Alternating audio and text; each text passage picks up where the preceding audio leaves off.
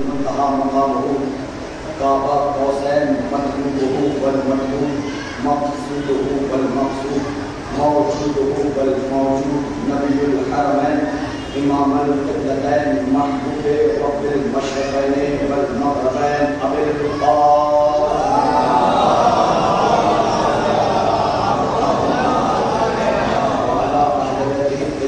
الطاهرين المعصومين المظلومين المنتخبين المنتخبين ولعنة الله على أعدائهم أجمعين أما بعد فقد قال الله تعالى في القرآن الحكيم بسم الله الرحمن الرحيم ادعوني أستجب لكم صلوات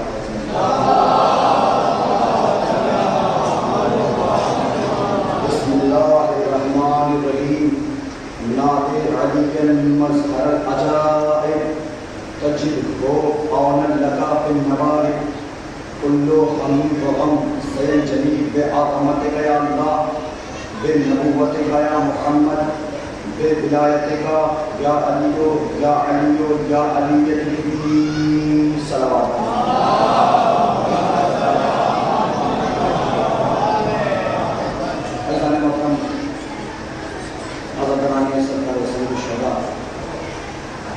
مجالس ازا کا سلسلہ جاری ہے اور آپ پورے جوش و جذبے کے ساتھ ایمان کی تازگی کے ساتھ اس فرش ازا پر تشریف لا رہے ہیں اور اپنے سکون کو چھوڑ کر کے نرم بستر کو چھوڑ کر کے اتنا بڑا جلوس کر کے آپ یہ بتا رہے ہیں کہ ہم نے نہ کل رسول کو چھوڑا تھا نہ آج آل رسول کو چھوڑا ہے۔ عزیزان محترم، انسان آج کے دور میں اس پرآشوب ماحول میں یہ چاہتا ہے کہ انسان اپنے لیے سکون مہیا کرے، اس کے لیے وہ طرح طرح کی آسائش کا انتظام کرتا ہے، اچھا گھر کا انتظام کرتا ہے، اچھے بستر کا انتظام کرتا ہے اور دوسری اچھی چیزوں کا انتظام کرتا ہے، اس لیے تاکہ سکون حاصل ہو سکے۔ لیکن ہم اس قوم سے تعلق رکھتے ہیں، اس قبیلے سے تعلق رکھتے ہیں۔ دنیا پیسہ اس لیے لٹاتی ہے تاکہ سکون حاصل کیا جائے، لیکن ہم شیعہ پیسہ اس لیے لٹاتے ہیں تاکہ غم حسین کا انتظام کیا جا سکے۔ صلوات پر عظمت آل محمد۔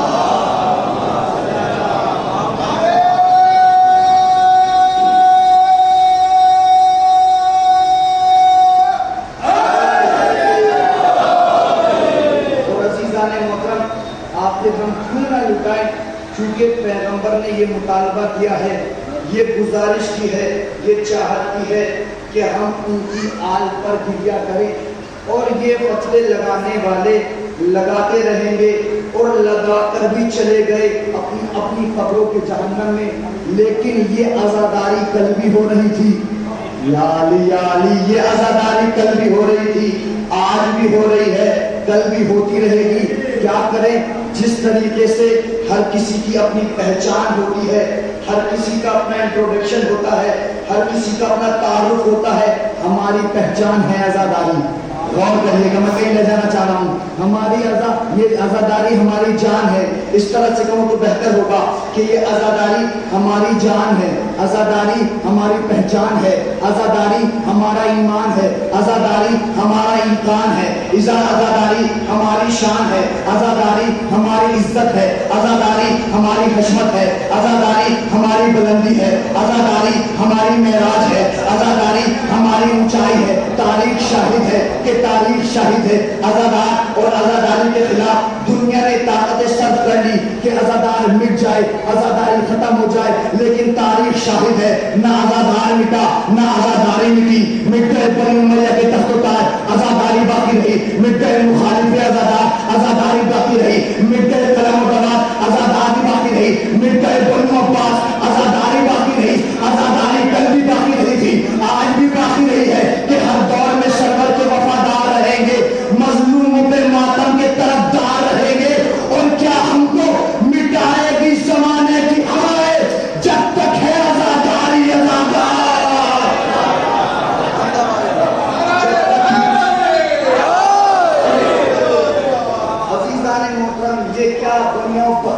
یہ اولاد عزاداری کو مٹائے گی. یہ عزاداری انسانیت کا درس دیتی ہے.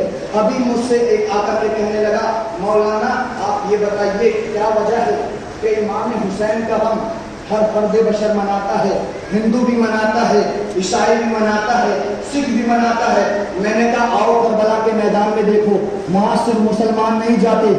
غور کریے گا, میں کہنا چاہتا ہوں کہ وہاں صرف مسلمان نہیں آتے بلکہ ہندو بھی آتا ہے, سکھ بھی آتا ہے, عیسائی بھی آتا ہے.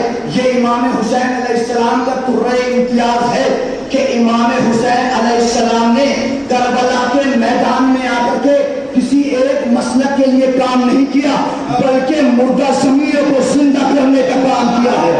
نہیں. جب ایک مرتبہ گرو نانک اپنے شیشوں کو درس دے رہے تھے, اپنے شاگردوں کو درس دے رہے تھے, بات دہرائی جا رہی ہے لیکن عزیزان محترم بات موضوع سے تعلق رکھتی ہے. ایک مرتبہ اپنے شاگردوں سے کہا تم حسین کے غم کو منایا کرو, محرم قریب ہے, حسین کی مجلس کیا کرو. کہنے لگے وہ مسلمانوں کے رہبر ہیں, مسلمانوں کے لیڈر ہیں, مسلمانوں کے راہرو ہیں, مسلمانوں کے راستہ دکھانے والے ہیں. ایک مرتبہ گرو نانک نے کہا کہ جا اپنی بہن سے وواہ کر لے. غور کریے گا بھائی, میں کہیں لے جانا چاہ رہا ہوں. کہا کہ جا اپنی بہن سے وواہ کر لے. کہا کہ گرو نانک کیسی بات کر رہے ہیں, تیوری پہ بل آ گئے. جلال میں آ کر کے اپنے گرو کی طرف دیکھتا ہے. کہا آپ گرو ضرور ہیں لیکن یہ بکواس کیسی کر رہے ہیں, میں اپنی بہن سے وواہ کر لوں. کہا کیوں نہیں کر سکتا. کہا میرا ضمیر گوارا نہیں کر رہا کہ میں اپنی بہن سے شادی کروں, اپنی بہن سے ازدواج کروں. کہا کیا کہا. کہا میرا ضمیر نہیں کہہ رہا کہ میں اپنی بہن سے شادی کروں. ایک مرتبہ گرو نانک نے کہا یہ تیرے ضمیر کی آواز نہیں بلکہ حسین کی آواز.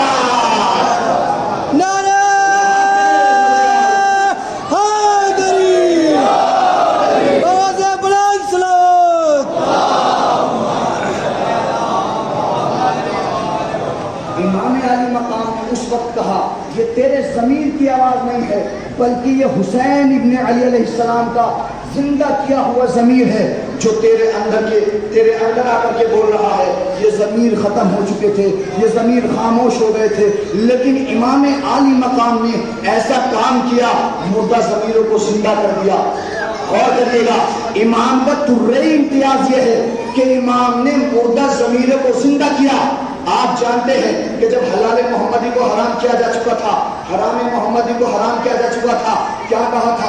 جب شام کے تخت سے ایک نعرہ اٹھا تھا, کیا کہا تھا. ما جاء خبر ولا وحی ولا نزل. ذکر مٹ رہا تھا, ذکر مٹ رہا تھا قرآن کا, ذکر مٹ رہا تھا ایمان کا, ذکر مٹ رہا تھا تلاوت کا, ذکر مٹ رہا تھا شرافت کا, ذکر مٹ رہا تھا عبادت کا. حسین سامنے آ گئے. یزید کیا چاہتا تھا. یزید یہ چاہتا تھا لا الہ الا اللہ مٹ جائے. یزید کیا چاہتا تھا. یزید یہ چاہتا تھا محمد رسول اللہ مٹ جائے. اب عزیزان محترم اب یہ ثابت مت کرو کہ کون مرا ہے, کس نے مارا ہے, کس کا خنجر تھا, کس کا گلا تھا, کس نے گلا کاٹا, کس نے اسیر کیا, کون اسیر ہوا, کس کے خیام جلے, کس نے خیام جلائے. بلکہ اس جنگ کا فیصلہ کرنا ہے اپنی اپنی مسجدوں میں جا کر دیکھ لو. اگر تمہاری مسجدوں سے اشہد ان لا الہ الا اللہ کی آواز آ رہی ہے, اگر تمہاری مسجدوں سے علی ولی اللہ کی آواز آ رہی ہے, تسلیم کرو ابو طالب کا پوتا جیت گیا, ابو سفیان کا پوتا ہار گیا.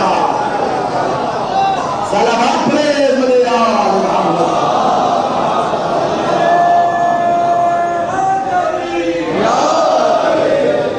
عزیزان محترم. اعتراض کیا جاتا ہے آخر عزاداری امام حسین پہ ہی کیوں.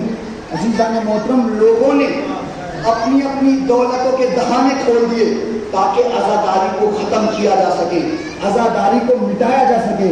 طرح طرح کے اعتراض کیے. کیا کہا, یہ کہا کہ یہ عزاداری کو خرچ کرنے کی کیا ضرورت ہے. ایک بار امام حسین شہید ہو گئے, ختم کیا جائے مسئلہ. کیا ضرورت ہے ہر سال آپ شہیدوں کی یاد زندہ کرتے ہیں. کیا ضرورت ہے شہیدوں کے نام پہ آپ لٹاتے ہیں, شہیدوں کے نام پر اتنی زیادہ سبیل کا انتظام کرتے ہیں. آخر ملتا کیا ہے, آخر ملتا کیا ہے. وہ کیا عقل کے اندر سمجھیں گے کہ ان عزاداری پہ لٹانے سے ملتا کیا ہے.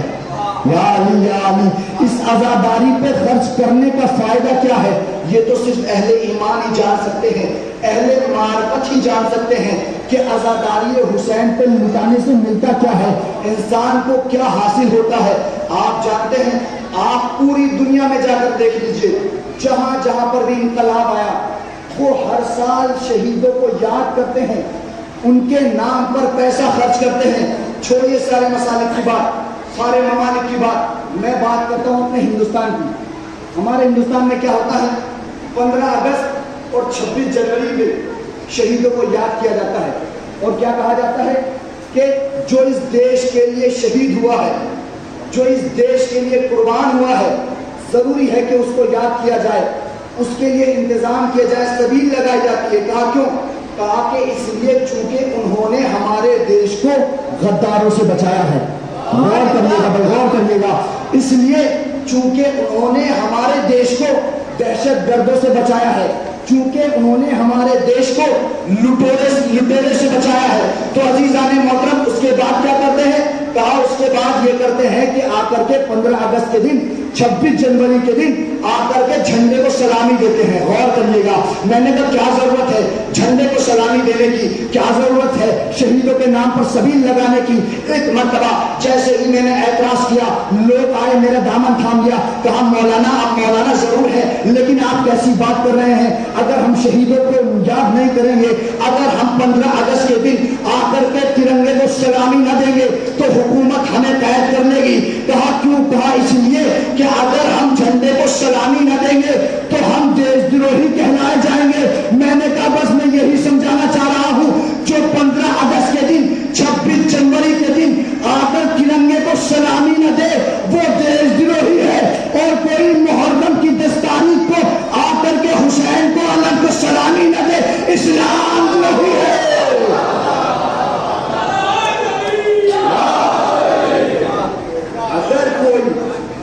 اگر کوئی آ کر کے جھنڈے کو سلامی نہ دے وہ دیش دروہی کہا جاتا ہے۔ بھئی یہ پیمانہ ہر جگہ رکھے نا، یہ کون سا عدل ہے کہ آپ اس پیمانے کو ایک جگہ استعمال کر رہے ہیں، دوسری جگہ استعمال نہیں کر رہے ہیں؟ بھئی ہر باضمیر انسان یہی کہے گا کہ آپ اگر استعمال ادھر کر رہے ہیں تو ضروری ہے کہ ادھر بھی استعمال کریں۔ بآواز بلند صلوات پڑھیں۔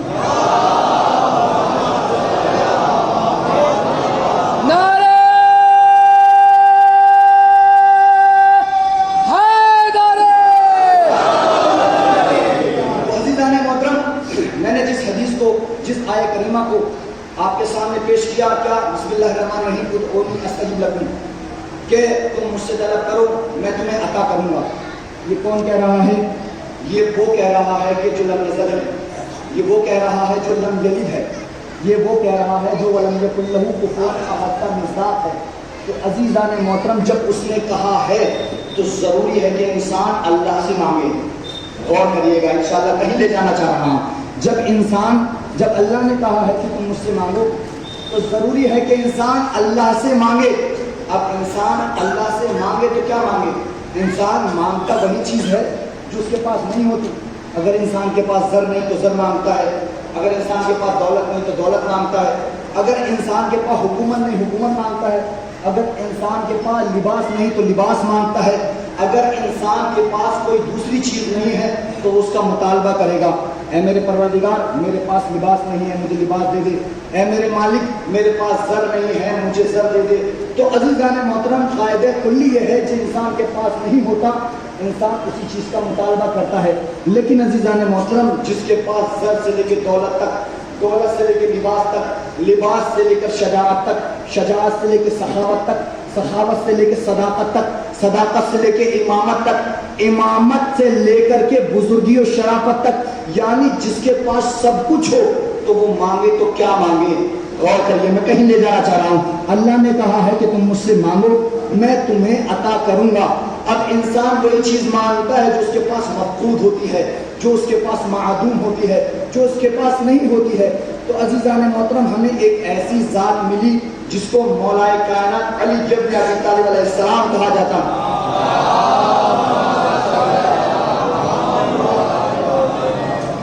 جس کے پاس دنیا کی ہر نعمت موجود ہے۔ اب وہ مانگے تو کیا مانگے؟ سب کچھ موجود ہے، بلکہ اتنا موجود ہے کہ دوسروں کو عطا کرتا ہے۔ غور کریے گا، اب وہ مانگے تو کیا مانگے؟ لیکن عزیزان محترم یہی علی ابن ابی طالب شب کے سناٹے میں اللہ سے دعا کرتا ہے اے میرے پالنے والے، اے میرے پروردگار مجھے ایک بیٹا دے، کہ میں آہستہ سے پڑھوں انشاءاللہ آپ زور سے سنیں گے۔ اے میرے پالنے والے، اے میرے مالک و خالق مجھے بیٹا دے، ایسا بیٹا دے جو کربلا میں میرے حسین کے کام آئے۔ کون مانگ رہا ہے؟ مولا کائنات۔ یہ وہ علی ہے جس نے اپنی پوری زندگی میں کچھ نہیں مانگا، اب مولا کائنات کو جو عہدے ملے، کعبے میں پیدا ہونا ہوا، اللہ سے نہیں کہا کہ میرے مالک مجھے کعبے میں پیدا کر، بغیر مانگے ملا۔ آیت نازل ہوئی بغیر مانگے، شاہ لاپتہ کا خطاب ملا بغیر مانگے، داماد رسول کہلائے بغیر مانگے، شوہر بطول کہلائے بغیر مانگے، یعنی کائنات کا ذرہ ذرہ اللہ نے آپ کے اوپر قربان کر دیا۔ کوئی عہدہ نہیں مانگا، کوئی منصب نہیں مانگا۔ آئیے دوسری ذات ہے مولا کائنات کے بعد پیغمبر اکرم کی، مولا کائنات کے بھائی بھی ہیں، انہوں نے بھی کچھ نہیں مانگا۔ یاسین جیسا خطاب ملا بغیر مانگے، طٰہٰ جیسا عہدہ ملا بغیر مانگے، مزمل جیسی سند ملی بغیر مانگے، مدثر جیسا خطاب ملا بغیر مانگے۔ اللہ نے اپنے حبیب کو بھی کوئی چیز زحمت نہیں دی کہ وہ مانگے، بلکہ یہ کام کرتے گئے، آیت نازل ہوتی گئی، کام کرتے گئے، اللہ نے قصیدہ پڑھا قرآن مجید میں۔ یعنی دو ذات ہے، ایک مولا کائنات کی، ایک پیغمبر اعظم کی۔ اللہ نے ایک نور کے دو حصے کیے، ایک کو محمد بنایا، ایک کو علی بنایا۔ یہ اس کا عدل تھا کہ علی کی عمر بھی 63 سال رکھی، پیغمبر کی بھی عمر 63 سال رکھی۔ اللہ کی عدالت کا یہ تقاضا تھا کہ دونوں کو عہدے دار بنایا، ایک کو نبیوں کا سردار بنایا، ایک کو ولیوں کا سردار بنایا۔ لیکن عزیزان محترم، اس 63 سالہ عمر میں اللہ کے ان دونوں حبیب نے، اللہ کے حبیب نے، اللہ کے ولی نے کوئی عہدہ نہیں مانگا، کوئی منصب نہیں مانگا، لیکن ایک مرتبہ ایک ذات جس کو مولا کائنات کہتے ہیں، ایک مرتبہ شب کے سناٹے میں دعا گو ہے، اے میرے پالنے والے، اے میرے مالک و خالق مجھے ایک بیٹا عطا کر جو میرے حسین کے کام آئے۔ اب حبیب خدا نے بھی دعا کی، اے میرے پالنے والے، قرآن میں موجود ہے وجعلنی من لدنک سلطانا نصیرا، اے میرے خالق و مالک، اے میرے مالک و رحیم، اے میرے رحیم پروردگار مجھے ایک بیٹا عطا کر۔ ایک نبی ہے، ایک امام ہے، ایک نبیوں کا سردار ہے، ایک ولیوں کا سردار ہے، دونوں کی 63 سالہ عمر ہے، دونوں نے اپنی زندگی میں کچھ نہیں مانگا، صرف ایک دعا حسین کے لیے مانگی، ایک دعا امام حسین امام علی نے عباس کے لیے مانگی، ایک دعا نبی نے علی کے لیے مانگی۔ تو پتہ یہ چلا نبی بھی سردار ہے، علی بھی سردار ہے۔ جب دونوں کی زندگی کا خلاصہ کیا، دونوں سردار، دونوں رہبر، دونوں لیڈر جب خلاصہ کیا تو اللہ نے بتایا کہ میرے عدل کا تقاضا یہ تھا کہ دونوں کو 63 سالہ عمر دی، نبی نے ایک دعا کی تو علی ابن ابی طالب بنا، علی نے دعا کی تو عباس بنا۔ سلامات کرے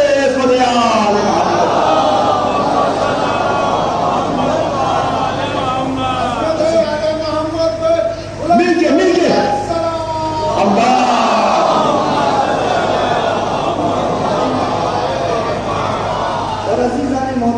جیسے ہی یہ بچہ پروان چلتا گیا، میں کوئی لمبی چوڑی تقریر نہیں کروں چونکہ بانی مجلس نے مجھے وقت معینہ دیا ہے۔ کوئی بھی مولا کائنات کے اس بیٹے میں عصمت نہ ہونے کے باوجود یہ قبلہ تشریف میں آئے گا۔ صلوات محمد علی محمد پر۔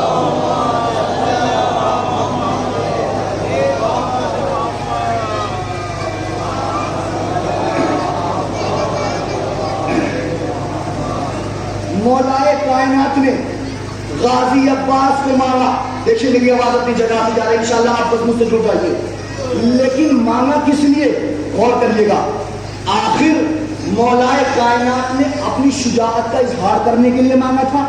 نہیں عزیزان محترم، کیا ضرورت تھی جس کو پیغمبر سند دے چکے ہیں کہ مائیں عاجز ہیں علی جیسا بچہ پیدا کرنے سے، یا علی یا علی۔ اب عزیزان محترم مانگا کیوں؟ مولا کائنات نے عباس کو کیوں مانگا؟ آخر کیا کوئی عباس جیسا دوسرا ہو سکتا ہے؟ نہیں عزیزان محترم، تاریخ شاہد ہے کہ حیدر کے بعد دوسرا ثانی حیدر جسے عباس کہتے ہیں، عباس کا کوئی ثانی نہیں ملا۔ صلوات پڑھیں آل محمد پر۔ اور جیسے ہی یہ شیر بلند ہوتا رہا، بڑا ہوتا گیا، اس نے مولا حسین کی حمایت میں کام کرنا شروع کیا۔ جہاں جہاں مولا حسین مولا حسین کے قدموں پہ قدم رکھے ہوئے مولا عباس نے پوری زندگی گزار دی. آخر وہ وقت بھی آیا جب مدینے سے نکلنے لگے, جب مدینے سے نکل کر کے کعبے تک آئے, غور کرنے لگا, جب مدینے سے نکل کے کعبے تک آئے اور دیکھا کہ کچھ لباس مسلمان میں منافق شامل ہو گئے ہیں, غور کریے گا, لباس مسلمان میں منافق شامل ہو گئے ہیں. مولا عباس سمجھ چکے تھے, کہا آقا اجازت ہے کہ میں کچھ تقریر کروں. غور کریے گا, کس لیے مانگا تھا؟ حسین کی حمایت میں, اور حسین کی حمایت میرے مولا عباس نے اس انداز میں کی جو حق تھا. کہا مولا اجازت ہے کہ میں ان کافروں سے کچھ گفتگو کروں. غور کریے گا, کہا اجازت ہے میں ان کافروں سے کچھ گفتگو کروں. کیوں عزیزان محترم میں نے کافر کہا؟ انشاءاللہ دلیل دوں گا.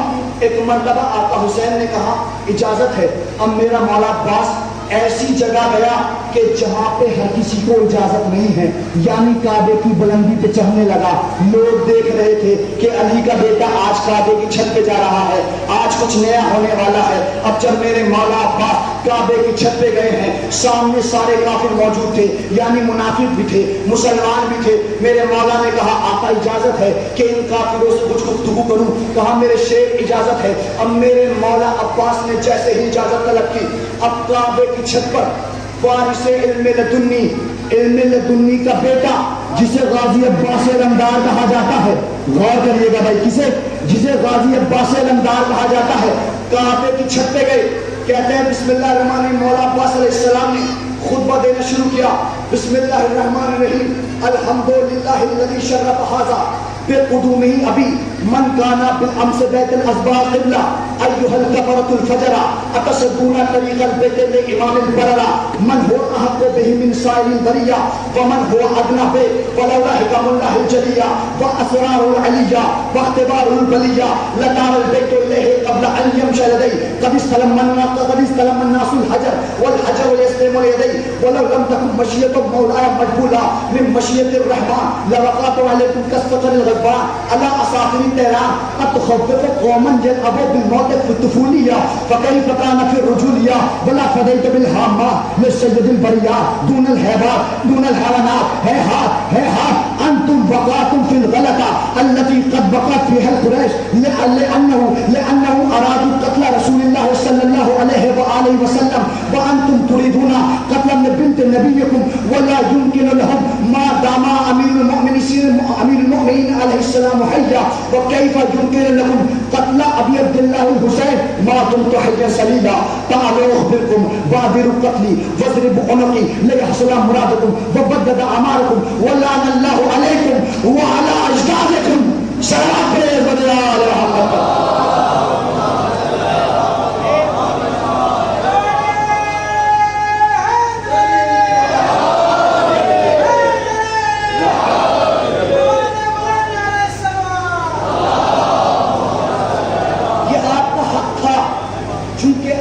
حوضے میں نہیں پڑے لہذا آپ نے عربی زبان پہ گفتگو کرنے کے بعد داد نہیں دی. مجھے داد کی دعا چاہیے. میرا مولا عباس کعبے کی چھت پہ کھڑا, سامنے نام کے مسلمان, غور کریے گا, پیغام ہوگا انشاءاللہ سرزمین بخارا والوں کے لیے. کیا کہا؟ مولا اجازت ہے کہ میں کچھ ان کافروں سے گفتگو کروں. کہا میرے شیخ اجازت ہے. میرا مولا کعبے کی چھت پہ ہے, سامنے سارا مجمع. اب ایک مرتبہ میرا مولا عباس کہتا ہے بسم اللہ الرحمن الرحیم الحمدللہ الذی شرف ھذا. کعبے پہ کھڑے تھے میرے مولا, کعبے کی طرف اشارہ کیا, شرف ھذا. تمام تعریفیں اس خدائے ازل کے لیے جس نے اس کعبے کو شرف بخشا میرے بابا کی ولادت سے. جس نے کعبے کو شرف بخشا میرے بابا کی ولادت سے. من کانا بالامس بیت الاسباط قبلہ, کہ جب تک میرے بابا کی ولادت نہ ہوئی تھی کل تک یہ چہار دیواری تھا, لیکن جیسے ہی میرے بابا کی ولادت ہوئی لوگوں کے لیے کعبہ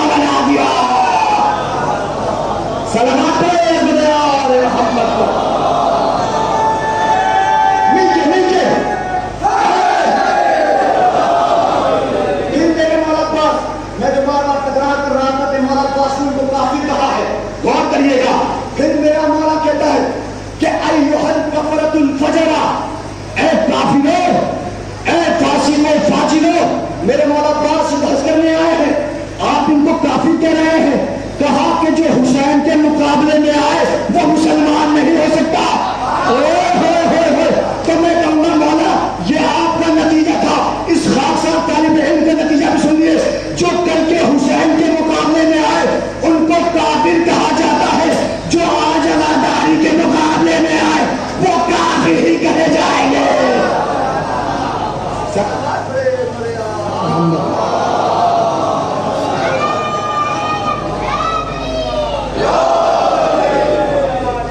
پھر میرے مولا نے کہا کیا انتم وقعتم فی الغلطہ، مولا عباس کہہ رہے تھے نا کہ تم سب کے سب غلطیوں میں پڑے ہوئے ہو۔ ہائے ہائے ہائے ہائے، مولا عباس کہہ رہے انتم وقعتم فی الغلطہ التي قد وقعت فیہا قریش، اسی غلطی میں پڑے ہوئے ہو جس میں کفار قریش پڑے ہوئے تھے۔ یا علی یا علی یا علی، انتم وقعتم فی الغلطہ التي قد وقعت فيها قريش لأنهم أرادوا قتل رسول الله صلی اللہ علیہ وآلہ وسلم۔ اب ایک مرتبہ میرے مولا کہتے ہیں اس لیے چونکہ انہوں نے چاہا کہ وہ رسول اللہ کو قتل کر دے، قسم خدا کی جب تک میرا بابا علی زندہ تھا وہ رسول کا کچھ کر نہ پائے، اور جب تک یہ عباس زندہ ہے تو حسین کا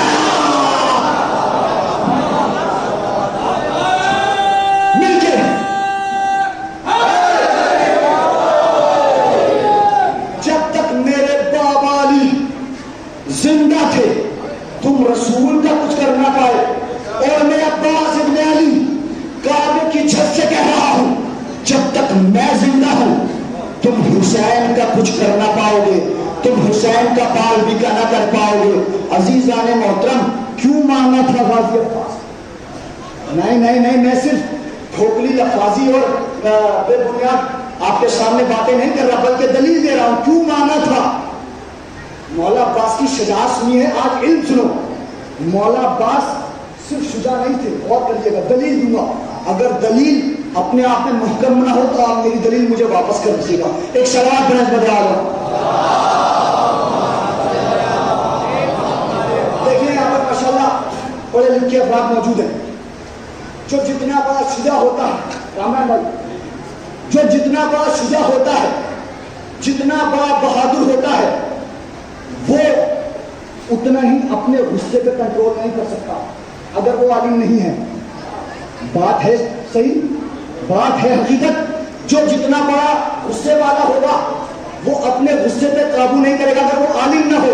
لیکن کیا کہنے مولا عباس کے، مولا عباس اس ہستی کا نام ہے، اس شجاعت کے دلیر کا نام ہے، اس بہادر کا نام ہے۔ پورے لشکر میں لوگ علماء بیان کرتے ہیں کہ 9 لاکھ کا لشکر تھا، شجاعت بیان کر رہا ہوں، 9 لاکھ کا لشکر تھا، قسم خدا کی عباس اس شجاع کا نام ہے، اس بہادر کا نام ہے، جو دلیر کا اس دلیر کا نام ہے، عباس اس شیر کا نام ہے کہ جو اپنی آنکھوں کے زور پر 9 لاکھ کا لشکر روک دے اسے عباس کہتے ہیں۔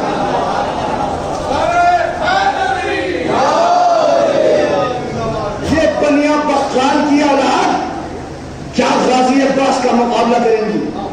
نہ علم میں مقابلہ، نہ حلم میں مقابلہ، نہ شجاعت میں مقابلہ، نہ عبادت میں مقابلہ، اما جس کی ہیبت اتنی ہو کہ ایک خط کھینچا تھا، غور کریے گا، یا علی یا علی، ایک خط کھینچا تھا، آج تک اس خط کا تذکرہ کیا جاتا ہے۔ میں کہہ رہا ہوں قسم خدا کی اس خط کا دوسرا مطلب بتاؤں گا کہ مولا عباس نے نہ صرف اس دور کے یزیدیوں کے لیے کھینچا تھا، غور کریے گا، اگر بات میں دم ہو تو انشاءاللہ میرے ساتھ ہو جائے گا، مولا عباس نے اس دور کے یزیدیوں کے لیے یہ خط نہیں کھینچا تھا بلکہ یہ خط تھا قیامت تک آنے والی نسلوں کے لیے کہ جب تک اس خط کا تذکرہ رہے گا حق حق رہے گا، باطل باطل رہے گا۔ سلامات مل کے یہ خط تھا ہی اس لیے کہ حق حق رہے، باطل باطل رہے۔ لوگ گفتگو کرتے ہیں یہ حق و باطل کیا ہے، یوں تو مولا کائنات کی شہادت کے بعد لوگوں نے نہ جانے کیسی کیسی بات کہی، لیکن قسم خدا کی کیا کہنا ہمارے علماء کا، کیا کہنا ہمارے مراجع کا، کیا کہنا ہمارے حجت الاسلام کا، کہ انہوں نے علم کے ساتھ ساتھ اپنے اندر شجاعت بھی پیدا کی.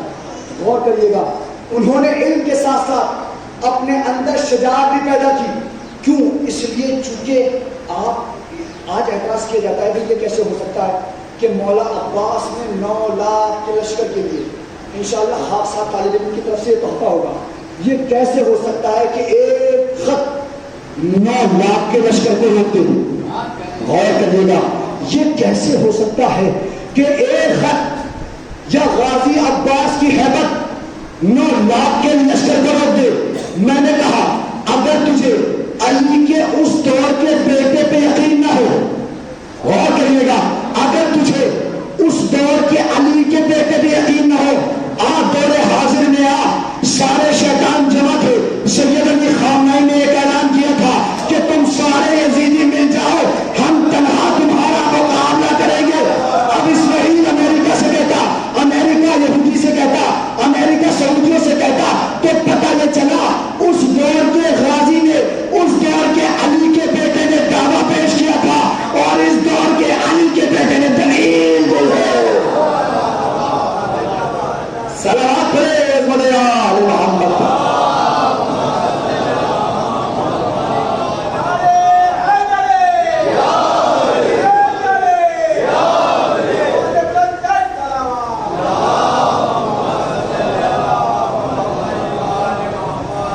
عزیزان محترم، ہمارے مراجع نے بہت کام کیا ہے کہ علی ابن ابی طالب علیہ السلام کی ولایت کو بچا کے رکھا جائے.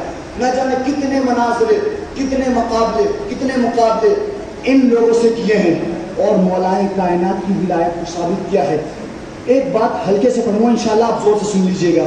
اگر آپ کی معرفت میں اضافہ ہوگا بس دعاؤں میں یاد رکھ لیجئے گا. ایک صلوات پڑھیں تو میں عرض کروں.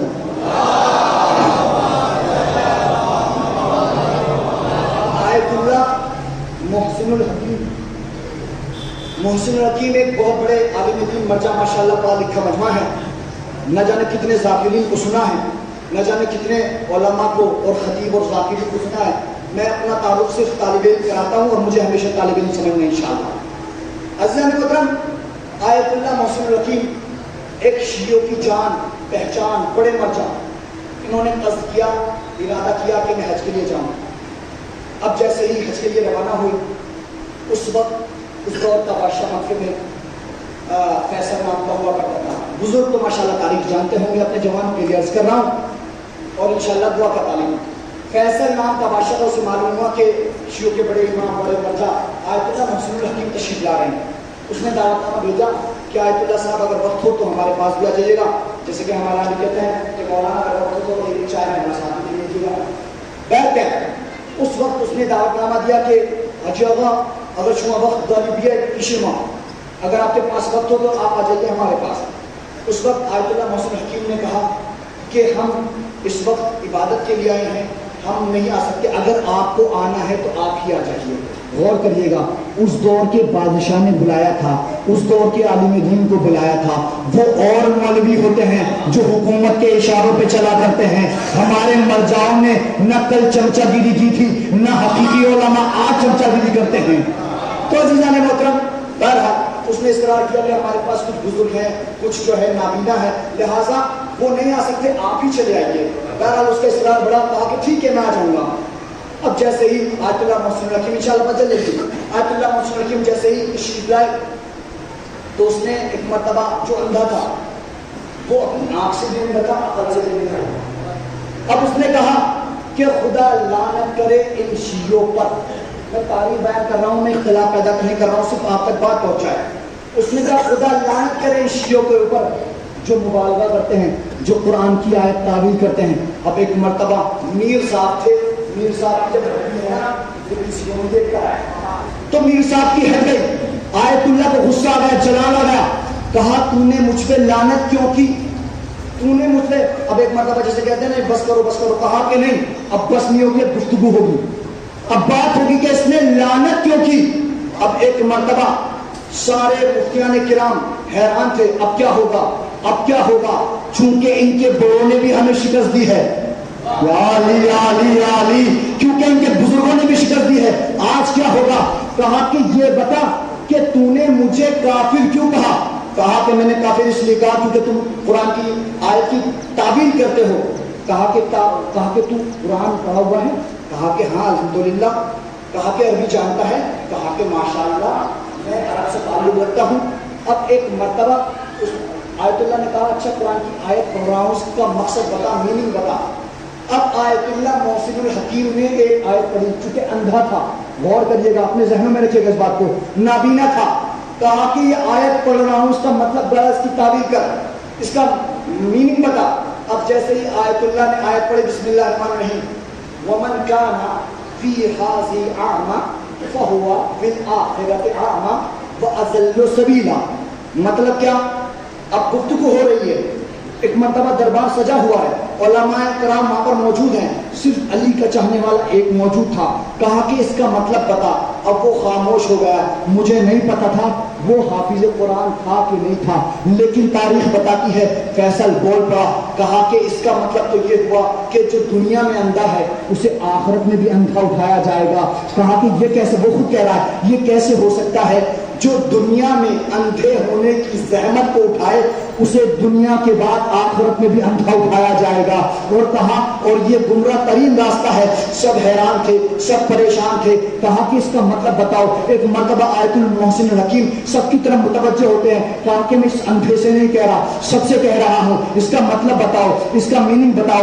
آخر یہ آیت کریمہ کیا کہہ رہی ہے کہ جو دنیا میں اندھے ہیں وہ آخرت میں بھی اندھے اٹھائے جائیں گے. ایک مرتبہ سب نے اپنے ہاتھ جوڑ کر کے آیت اللہ محسن الحکیم کے قدموں میں گر گئے. کہا حاجی آغا ماں نمی دنی، ہم نہیں جانتے، آپ بتا سکتے ہیں؟ کہا میرے پاس تو جواب ہے لیکن تمہارے لیے چیلنج ہے.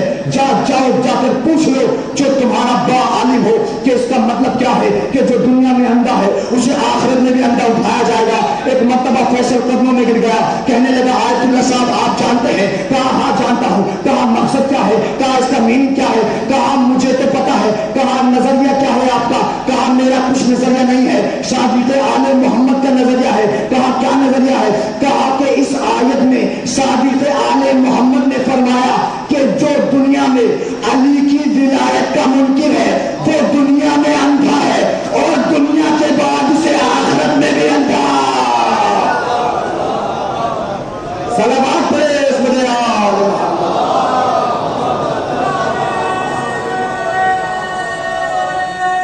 مل کے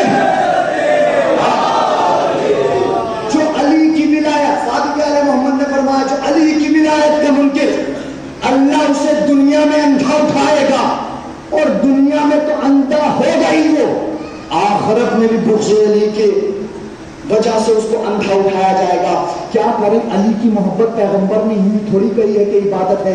اب عزیزان محترم جس کو بھی علی کا نام یاد رہتا ہے وہ ہمیشہ جو ہے مشکلوں سے دور رہتا ہے، وہ ہمیشہ پریشانیوں سے دور رہتا ہے، وہ ہمیشہ بلاؤں سے دور رہتا ہے، وہ ہمیشہ وباؤں سے دور رہتا ہے. کہ علی کا نام جس کو مشکلوں میں یاد رہتا ہے ہمیشہ وہ غموں کی قید سے آزاد رہتا ہے.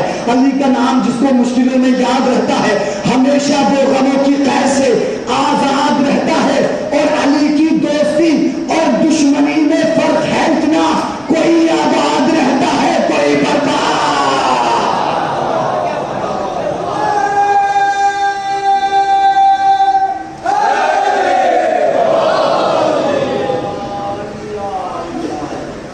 نعرے حیدری، باز بلند صلوات.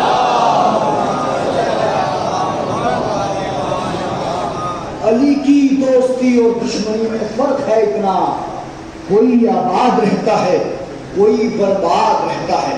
یقین جانیے علی کی محبت لے کر کے اگر ہم دنیا سے جائیں گے تو وہاں پر بھی ہمارے کام علی آئیں گے.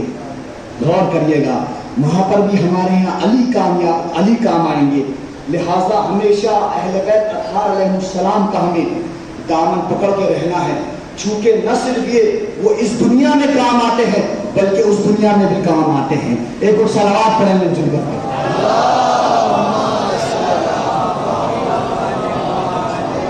یہی علی جس کے اتنے فضائل و مناقب ہوں، قرآن جس کے لیے قصیدہ پڑھ رہا تھا، اسی کے گھرانے کو کربلا کے تپتے ہوئے صحرا میں 3 دن کا بھوکا پیاسا شہید کر دیا.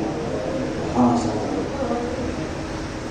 علامہ اقبال فرمایا کرتے تھے کہ عجب مذاق ہے اسلام کی تقدیر کے ساتھ، کٹا حسین کا سر نعرہ تکبیر کے ساتھ. آپ کی آواز بلند ہو رہی ہے، مجھے نہیں معلوم کہ اس سے کس کو سکون مل رہا ہے، لیکن ہاں میں نے علماء ذاکرین سے سنا ہے کہ کوئی بی بی جنت البقیع سے اپنی پسلیوں پہ ہاتھ رکھے ہوئے ہاتھ میں رومال لیے عزاداروں کے سامنے آتی ہے. اے میرے لال پہ رونے والو، اے میرے لال حسین پہ گریہ کرنے والو، ذرا زور سے رو، ذرا بآواز بلند رو. آج محرم کی 7 تاریخ ہو گئی، تقریباً گزر گئی. ہم نے 6 روز اپنے مولا کو رویا، اپنے مولا پہ گریہ کیا.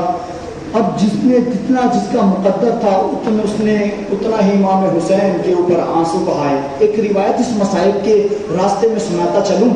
مولا فرماتے ہیں کہ ہر وہ آنکھ جو حسین کے غم میں اشک بار ہوگی اللہ اسے روز محشر ٹھنڈک عطا کرے گا. ہاں یہی حق ہے، بآواز بلند روئیے گا.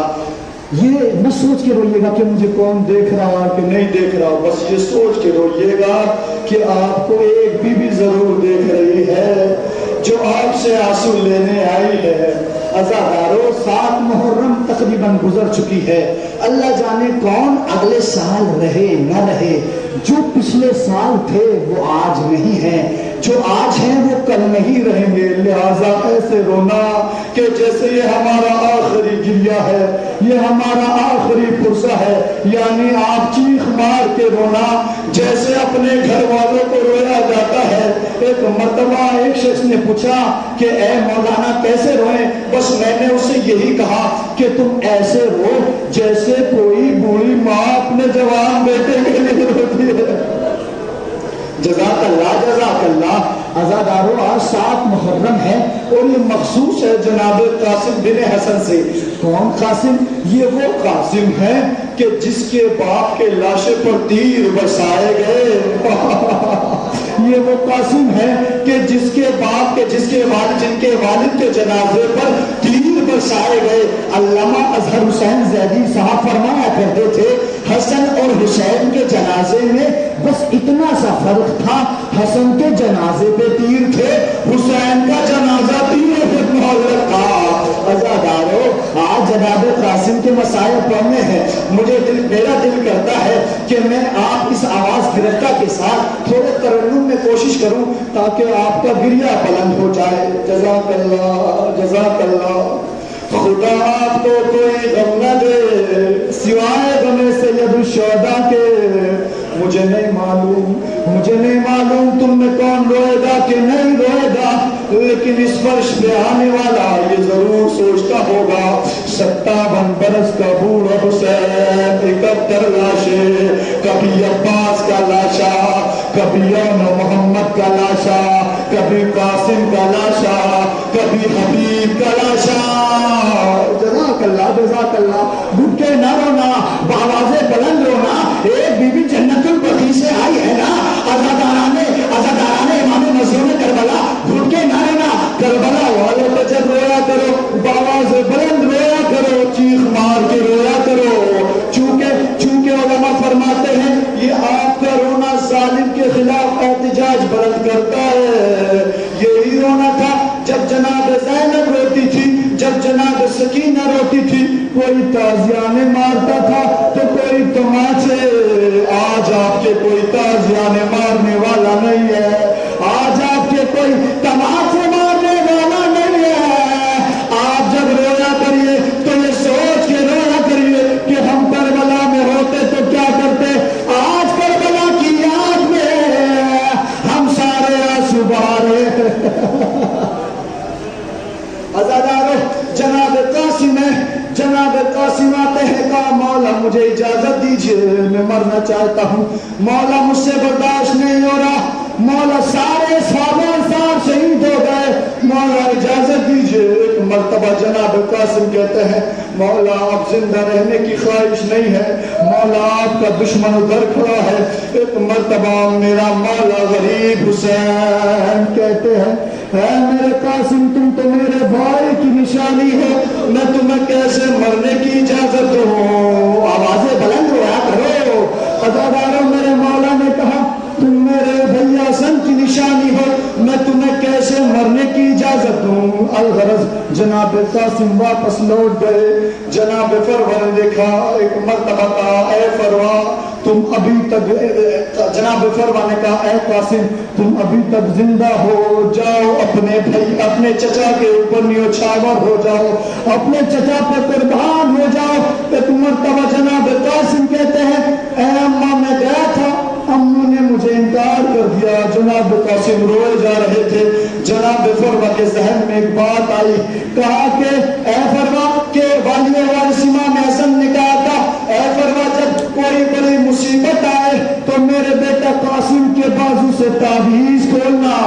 اب اس سے بڑی مصیبت کیا ہو سکتی ہے، اب اس سے بڑی کیا پریشانی ہو سکتی ہے؟ عزادارو جناب قاسم کے پاس وہ تعویذ جب کھولا گیا، امام حسین کی خدمت میں پیش کیا گیا، اس میں لکھا تھا اے میرے بھیا یہ میری طرف سے فدیہ ہے، اسے قبول کرنا۔ جزاک اللہ جزاک اللہ۔ عزادار جناب قاسم کا وہ تعویذ تھا کہ اس میں شہادت کا پروانہ مل گیا۔ اب جناب قاسم میدان کارزار، سارے مسائل کو چھوڑ رہا ہوں، میدان کارزار میں گئے، فوجوں پہ حملہ کیا، ادھر کی فوج ادھر بھاگنے لگی۔ عزاداروں تاریخ بتاتی ہے چونکہ جناب قاسم عباس کے شاگرد تھے، عباس والے تیور دکھا رہے تھے۔ ایک مرتبہ ان ملعونوں نے کہا کہ یہ بنی ہاشم کے گھرانے کا شیر ہے، یہ بنی ہاشم کے گھرانے کا شیر ہے، اس پہ سارے مل کے حملہ کر دو۔ عزاداروں 3 دن کے بھوکے پیاسے تاسے، 13 سال کی عمر تھی۔ عزاداروں ایک مرتبہ جیسے ہی قاسم پہ حملہ کیا گیا، قاسم نے آواز دی امو جان مدد کے لیے آئیے۔ عزاداروں جیسے ہی ادھر سے عباس آئے، ادھر سے حسین آئے، تاریخ بتاتی ہے ادھر کے گھوڑے ادھر ہو گئے، ادھر کے گھوڑے ادھر ہو گئے۔ میرا مولا قاسم گھوڑے سے زمین پر آیا، جب تک قاسم گھوڑے پہ تھے قاسم قاسم تھے، لیکن جیسے ہی گھوڑے سے زمین پہ آئے قاسم قاسم نہیں بلکہ تقسیم ہو گئے۔ قاسم قاسم نہیں بلکہ تقسیم ہو گئے۔ میرے مولا نے ایک مرتبہ آ کر کے دیکھا کہ جناب قاسم کا لاشا پامال ہو گیا ہے، اپنی ابا کے دامن کو بچھایا، جناب قاسم کو اس میں رکھا۔ بیویوں نے دیکھا کہ قاسم کا لاشا کدھر ہے، قاسم کا لاشا کدھر ہے، قاسم کا لاشا کدھر ہے۔ امام حسین نے اپنی ابا کا دامن کھولا، کیا دیکھا؟ قاسم کا لاشا پامال شمع اسباب۔ بیویوں نے غلام برپا کیا، فرمان نے ماتم کیا، اے بارگاہ یہ حسین کے لیے قربانی ہماری جانب سے قبول ہے۔